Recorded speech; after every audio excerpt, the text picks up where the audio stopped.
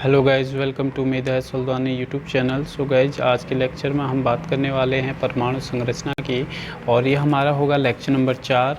अगर इससे पहले के लेक्चर आपने नहीं देखे तो आप यूट्यूब चैनल प्लेलिस्ट में जाकर आप देख सकते हैं। मेधा सुल्तानी सर्च कीजिए यूट्यूब पर, उसके प्लेलिस्ट में आप जाइए तो वहाँ पर आपको मिल जाएंगे। इसके अलावा गाइज आज बात करेंगे लेक्चर 4 की। हालांकि हमने लवण को कवर करना था, लेकिन उसे बाद में कवर कर लेंगे।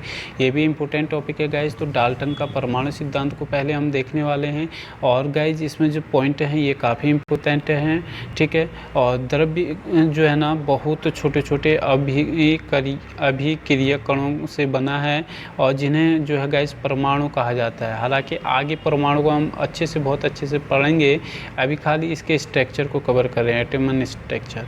आगे है गाइज, इन्होंने कहा कि एक तत्व के सभी परमाणु समान हो सकते हैं, ठीक है ना, और अर्थात उनके आकार, द्रव्यमान इत्यादि सभी गुणधर्म समान हो सकते हैं, ये बताया। जबकि भिन्न भिन्न तत्वों के परमाणु द्रव्यमान, आकृति, आकार आदि भिन्न भिन्न होते हैं, ठीक है।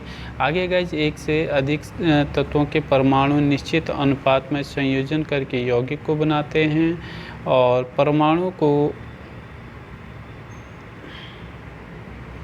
किसी रासायनिक अभिक्रिया अथवा भौतिक प्रक्रम द्वारा न तो बनाया जा सकता है और न ही नष्ट किया जा सकता है।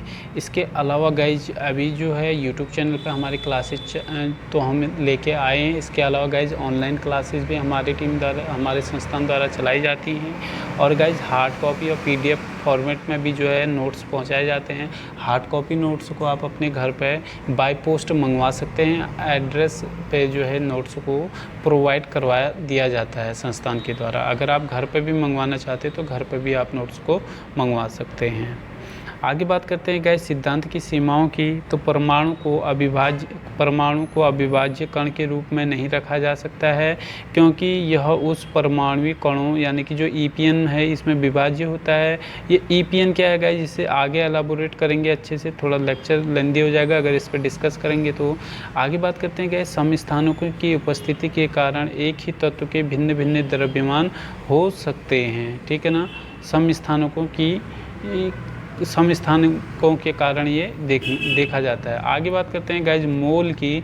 तो गाइज मोल क्या है? मोल किसी पदार्थ के परमाणु, अणु और आयन में एक निश्चित संख्या को व्यक्त करता है, और यह संख्या 6.022 × 10⁻23 है। और यह जो है गाइज आवोगाद्रो संख्या भी ये है, और इसी को आवोगाद्रो संख्या भी कहते हैं। और आवोगाद्रो संख्या का मान अक्सर पूछा जाएगा, तो 6.022 × 10⁻23 होता है। इसके बाद गाइज जो है अभाव का सिद्धांत को कवर करते हैं। परमाणु की जो है ना गाइज अवस्था में कक्षकों की उनकी ऊर्जा के बढ़ते क्रम में भरा जा सकता है, ये बताया अभाव ने। और गाइज ये स्ट्रक्चर को आप थोड़ा सा याद रखिएगा, और ये आपने पढ़ा भी होगा, ठीक है ना। 1s 2s 3s 2p 4s 3p, ठीक है ना। 5s 4p 6d 6s 5p 4d। तो गाइज ये 6p 5d 4f 7p 7d और 7f। तो ये इस सीरीज में जो है ना ये बना होता है, ठीक है ना। जिगजैग सीरीज में ये बना होता है। तो ये अबाहु सीरीज है, सिद्धांत का सीरीज है। आगे गाइज कोष की बात करते हैं। K L M N 4 होते हैं, और K में होते हैं गाइज 2 इलेक्ट्रॉन, L में अधिकतम 8, M में 18 और N में 32 हो सकते हैं। वहीं उपकोष होते हैं गाइज SPDF 4, ये भी जो है गाइज S ब्लॉक में होते हैं 2, P ब्लॉक में 6, मैक्सिमम D ब्लॉक में 10 और F ब्लॉक में होते हैं 14। सो गाइज ये जो है ना ये तो आपने पढ़ा ही है, और ये एग्ज़ाम पॉइंट ऑफ व्यू से काफ़ी इंपॉर्टेंट है। आगे जो है गाइज इलेक्ट्रॉनिक विन्यास की बात करेंगे, लेकिन इलेक्ट्रॉनिक विन्यास को हम अगले लेक्चर में कवर करेंगे, क्योंकि अभी हम थोड़ा सा परमाणु की बात कर रहे हैं। आवर्त सारणी वाले टॉपिक में हम इसे अच्छे से कवर करेंगे। अभी गाइज मनुष्य के तापमान को थोड़ा सा देख लेते हैं हम। अगर सेल्सियस में है तो 37 डिग्री सेल्सियस होना चाहिए, जो लिमिट होती है गाइज। और फ़ारेनहाइट में 96.8 डिग्री फ़ारेनहाइट। और कैलोरी की बात करें तो 281.15 कैलोरी ये सामान्य मनुष्य का तापमान है, ठीक है ना। अगर गैस कैलोरी में निकालना है तो हमें डिग्री जो सेल्सियस दिया है प्लस उसमें 273.15 डिग्री सेल्सियस को ऐड करेंगे, ठीक है ना। तो जैसे 18 डिग्री सेल्सियस से 273 आप करेंगे तो ये निकल जाएगा कैलोरी में 281.15 कैलोरी। सो गाइज ये बहुत सिंपल सा है फॉर्मूला जो निकालने का तरीका है, बस इसे आप देखते रहिए और आगे के लेक्चरों में जो है और अच्छे से हम इसे एलाबोरेट करेंगे।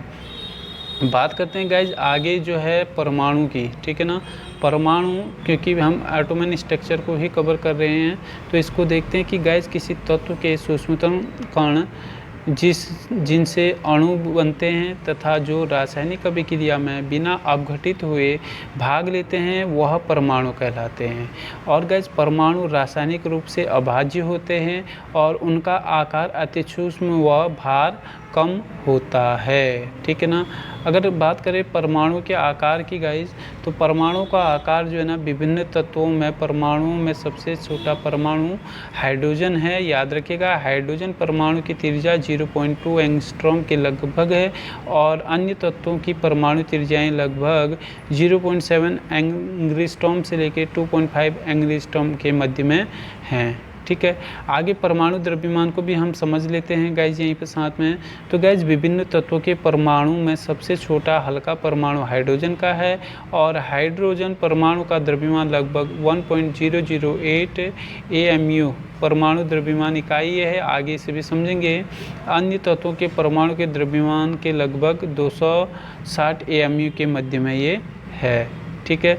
और अच्छे से गाइज आगे बात करते हैं परमाणु संरचना की।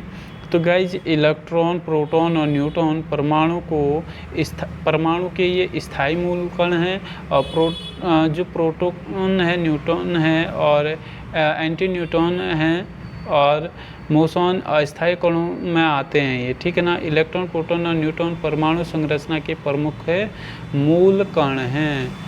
आगे बात करते हैं परमाणु के प्रमुख मूल घटकों की। तो गाइज इलेक्ट्रॉन, प्रोटॉन और न्यूट्रॉन परमाणु के प्रमुख घटक हैं तथा इन कणों के मूल कण निम्नलिखित सारणी में हैं। सो गाइज याद रखिएगा, ये सारणी थोड़ा सा इंपॉर्टेंट है। मूल कण प्रतीक आवेश द्रव्यमान ग्राम में और AMU में यहाँ पर है। इलेक्ट्रॉन में आवेश होता है गाइज निगेटिव का, ठीक है, याद रखना इंपॉर्टेंट है। प्रोटॉन में पॉजिटिव का होता है। न्यूट्रॉन गाइज ये उदासीन होता है, ठीक है, न्यूट्रल होता है। अगर खोजकर्ता की बात करें सीरीज वाइज, तो गाइज J.J. थॉमसन ने खोज की थी 1897 में।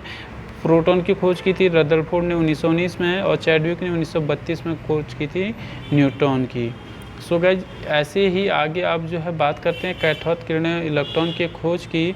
तो गाइज जूलियस प्लेकर ने 1859 ने ज्ञात किया कि जो किसी गैस में बहुत कम जो है दाब पर विद्युत विसर्जन करने पर जो विसर्जन नली है, विसर्जन नली के कैथोड से एक अदृश्य किरण पुंज निकलती है जो कैथोड से एनोड की ओर बढ़ती है और कैथोड के सामने वाली कांच की दीवार पर हरे रंग की प्रतिदीप्त को ये क्या करती है, उत्पन्न करती है, ठीक है ना।